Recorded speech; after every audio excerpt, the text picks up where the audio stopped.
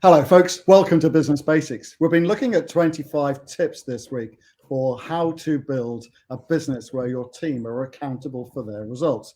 And today, in this video, we're looking at how you build a culture of accountability. I'm joined by my absolutely fantastic guest and world's top 10 business coach, the amazing Andy Hemming. Andy, it's great to see you. Thanks so much for coming on today. Hi, Mark. You're going to talk today about building a culture of accountability. Have you got 5 tips for me? What's your first tip? Well, the first tip is clarity. If we don't create clear expectations for our team, how the heck can we expect them to give us the performance that we would like? So I think various elements to that. Tell them what their roles and responsibilities are. And normally that's short and sharp, 3 to 5 main duties that we hire people for. Anything else is probably superfluous and lower value. So we need to keep them focused on those top 3 to 5 actions. And then making sure that we consistently communicate those expectations to them so we can keep them focused on it. I think that's really important as tip number 1. So if that's the first step, what's the next step, Andy? Well, I think, we don't hire sheep, we hire people. So we want everybody in the business can be a leader. And as a result, accountability, they should want to be accountable for their actions because after all, that allows them to improve.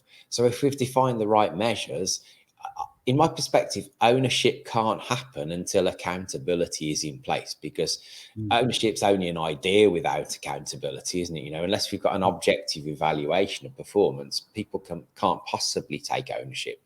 Whereas if we've given them clear measure to improve, then now they do become autonomous and can start thinking for themselves about how they improve their score in the game, as it were. That idea of own your shit, right? Taking responsibility. So, Absolutely. So if that's the second tip, what's your third tip, Andy? Well, I think no man is an island. So we need to have really good quality communication within the business because that allows us to synergize and come out with something better than the sum of the parts. Now, there are plenty of elements to quality communication. And it really starts with, doesn't it, with a high level of trust in the team. So actually putting systems in place to build really high levels of trust will drive that open communication because people won't feel like they need to cover their proverbial all the time.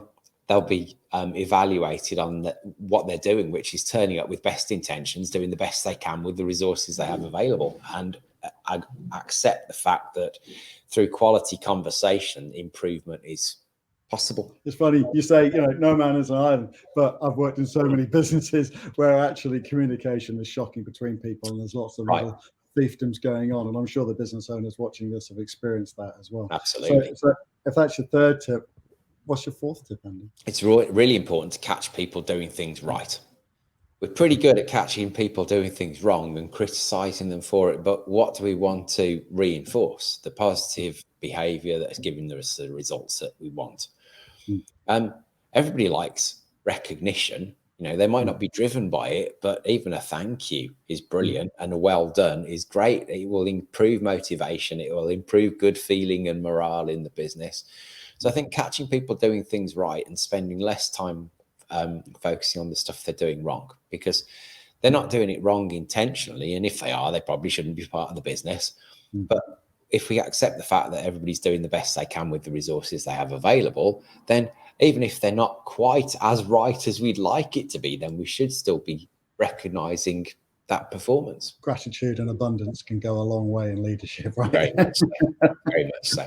So if that's your fourth tip, what's your fifth tip, Andy? Well, we've talked about communication. We've talked about consistency. And I think there's a third C word here, which is congruence. Right? Lead by example. How can you possibly expect your team to perform in a certain way if you don't perform that way yourself? I think the idea of do what I do, say not what I do doesn't quite work, does it? I firmly believe we train our team and our customers and our suppliers as to how we expect them to behave. So if you want them to behave differently, train them differently. And I think the thing is, if you notice stuff in the team that actually isn't the behavior that you'd like to see, the first place to look is probably in the mirror, because what are you doing to cause that? Isn't that interesting? Andy, it's been absolutely brilliant to see you today. Thank you so much for coming on, sharing those 5 tips. Pleasure. Folks, Andy's got 25 tips for building a business where your team are accountable, and they're all documented in his guide. So if you'd like to get a copy of that guide, then visit the website. The link's in the post here, and you can get a copy of that, and we'd love to hear from you. Until next time, we'll speak to you soon. Bye for now.